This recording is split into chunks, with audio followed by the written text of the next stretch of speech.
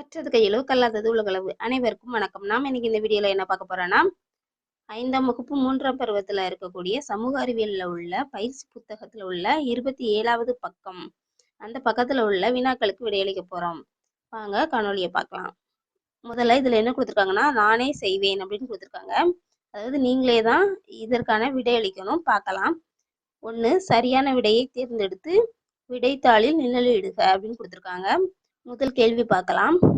ஒருங்கிணைந்த பள்ளி கல்வி திட்டத்தில் இணைக்கப்பட்டுள்ள கல்வி திட்டங்களுள் 2001ஆம் ஆண்டு தொடங்கப்பட்ட டேஸ் இயக்கமும் ஒன்று அப்படின்னு கொடுத்துருக்காங்க.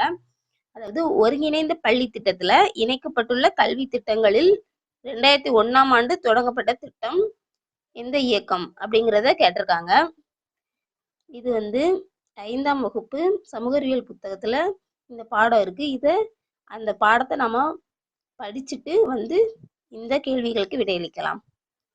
பாருங்க, ஒருங்கிணைந்த பள்ளி கல்வி திட்டம். இந்த திட்டத்துல 3 இயக்கங்கள் இருக்கு, 3 திட்டம் இருக்கு. இதுலயும் அது என்னெல்லாம் பார்க்கலாம். அனைவருக்கும் கல்வி இயக்கம், அனைவருக்கும் இடைநிலை கல்வி திட்டம், ஆசிரியர் கல்வி, அனைவருக்கும் கல்வி இயக்கம் SSA, அனைவருக்கும் இடைநிலை கல்வி திட்டம் RMSA, ஆசிரியர் கல்வி GE ஆகிய 3 திட்டங்களை இணைச்சுதான் ஒருங்கிணைந்த பள்ளி கல்வி திட்டம் அப்படின்னு சொல்லியிருக்காங்க, ஏற்படுத்தியிருக்காங்க.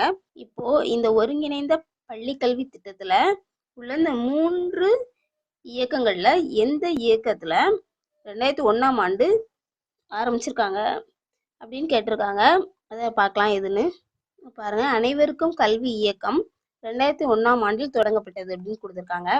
அதனால நமக்கு பதில் என்னன்னா, அனைவருக்கும் கல்வி இயக்கம்ங்கிறது தான் முதல் கேள்வியோட பதில். ஒருங்கிணைந்த பள்ளி கல்வி திட்டத்தில் இணைக்கப்பட்டுள்ள கல்வி திட்டங்களுள் 2001ஆம் ஆண்டு தொடங்கப்பட்ட டேஸ் இயக்கமும் ஒன்று. இதுல என்ன இயக்கம்னா, அனைவருக்கும் கல்வி இயக்கம் அப்படிங்கிற இயக்கமும் ஒன்று. அடுத்து 2வது கேள்வி. தற்போது மழலையர் கல்வி முதல் 12ஆம் வகுப்பு வரையிலும் மாணவர்களின் நலன் சார்ந்து செயல்பட்டு வரும் கல்வி திட்டம் டேஸ் அப்படின்னு கொடுத்துருக்காங்க. இதுக்கும் நாம அந்த புத்தகத்துல ஃபர்ஸ்ட் பார்க்கலாம்.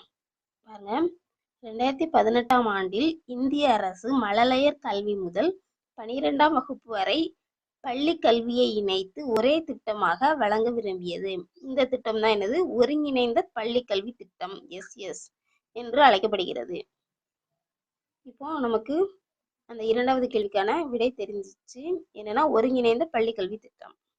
இப்போ 2வது கேள்விக்கான விடை பார்ப்போம். தற்போது மழலையர் கல்வி முதல் 12ஆம் வகுப்பு வரையிலும் மாணவர்களின் நலன் சார்ந்து செயல்பட்டு வரும் கல்வி திட்டம் என்னன்னா, ஒருங்கிணைந்த பள்ளி கல்வி திட்டம். அடுத்து 14 வயது வரையிலான குழந்தைகளுக்கு இலவச மற்றும் கட்டாய கல்வி முறையை வலியுறுத்தும் திட்டம் என்ன அப்படின்னு பார்க்கலாம். பாருங்க, அனைவருக்கும் கல்வி இயக்கம் 2001ஆம் ஆண்டில் தொடங்கப்பட்டது அப்படின்னு முதல் கேள்விக்கு நம்ம விடை பார்த்தோம். அடுத்து அந்த முதல் கேள்வியோட அனைவருக்கும் கல்வி இயக்கம், அந்த கல்வி இயக்கத்தோட நோக்கங்கள், திட்டங்கள் என்ன அப்படிங்கிறத இதுல பார்க்கலாம். தொடக்க பள்ளிகளில் சேர்க்கை அதிகரித்தல், 14 வயது வரையிலான குழந்தைகளுக்கு இலவச மற்றும் கட்டாய கல்வியை பெற செய்தல், கல்வியின் தரத்தை மேம்படுத்துதல். இந்த 3 தான் இந்த அனைவருக்கும் கல்வி இயக்கத்தோட நோக்கங்கள். இதுல நமக்கு இந்த 3வது கேள்விக்கான விடை இதுலதான் இருக்கு. என்னன்னா, 14 வயது வரையிலான குழந்தைகளுக்கு இலவச மற்றும் கட்டாய கல்வியை பெற செய்தல் அப்படிங்கிற இந்த திட்டம் எந்த இயக்கத்தின் கீழ் இருக்கு அப்படின்னு சொல்லியிருக்காங்க. அனைவருக்கும் கல்வி இயக்கம் அப்படிங்கிறதான் இதற்கான பதில்.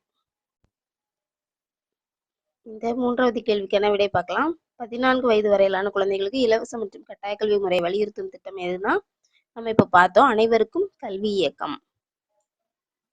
அடுத்து, அனைத்து கல்வி திட்டங்களும் வலியுறுத்தும் பொதுவான கருத்து என்ன அப்படின்னு கேட்டிருக்காங்க. என்னன்னா, எல்லா திட்டங்களுமே இதுல 3 திட்டங்கள் இருக்கு. அனைவருக்கும் கல்வி இயக்கம், ஒருங்கிணைந்த பள்ளி கல்வி திட்டம், இடைநிலை கல்வி திட்டம். இந்த 3மே உணர்த்துத பொதுவான கருத்து என்னன்னா, கல்வியின் தரத்தை மேம்படுத்துதல். இதுதான் இதற்கான பதில். இதுவுமே நீங்க அந்த புத்தகத்துல இந்த 3 திட்டங்களையுமே வாசித்து பார்த்தீங்கன்னா, அதுல பொதுவா என்னது இருக்குன்னு பார்த்தீங்கன்னா, கல்வியின் தரத்தை மேம்படுத்துதல் தான் இருக்கும். நீங்களே பார்த்துக்கலாம். அடுத்து, தொடக்க பள்ளிகளில் சேர்க்கை அதிகரித்தல் என்பது எந்த திட்டத்தின் நோக்கம், எந்த கல்வி திட்டத்தின் நோக்கம் அப்படின்னு கேட்டிருக்காங்க. தொடக்க பள்ளியில் சேர்க்கை அதிகரித்தல் அப்படிங்கிறது நம்ம ஏற்கனவே இப்போ தான் வாசிச்சோம், அனைவருக்கும் கல்வி இயக்கத்துல உள்ள அதோட நோக்கம் அனைவருக்கும் கல்வி இயக்கம் வந்து திட்டத்தின் நோக்கம். சரியா? அடுத்து அனைவருக்கும் கல்வி திட்டத்துடன் பொருந்தாதது எது? அனைவருக்கும் கல்வி திட்டத்தோட பொருந்தாதது எது அப்படின்னு கேட்டிருக்காங்க. இதுல வந்து குருகுல கல்வி அப்படிங்கிறது தான் இதுக்கு பொருந்தாதது. இதுல தரமான கல்வி உண்டு, இலவச மற்றும் கட்டாய கல்வி உண்டு. பெண் கல்விங்கிறது ஒருங்கிணைந்த பள்ளி கல்வி திட்டத்துல வரும். சரியா?